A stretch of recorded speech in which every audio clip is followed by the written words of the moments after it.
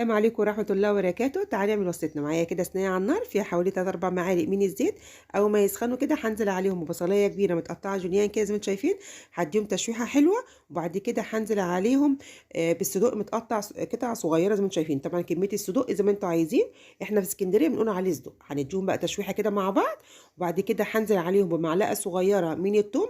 هديها برده تشويحه، مش هحمرها، يا دوبك بس تطلع الريحه بتاعت الثومه كده.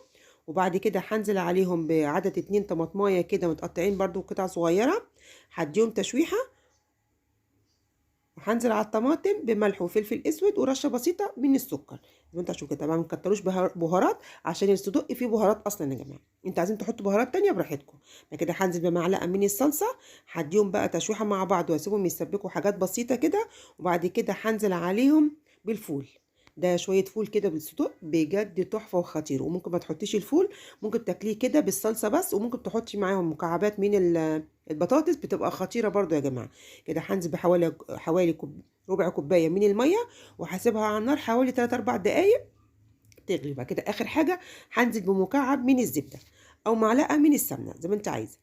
بصوا بقى الجمال وتحفه يا جماعه مع شويه سلطه. انا عملت كمان شويه بطاطس سلطه كده وشويه سلطه خضراء او شويه مخلل مع شويه عيش، بجد تحفه وخطيره وسهله وبسيطه، ومش هتاخد منك مجهود. يا رب الوصفه تعجبك.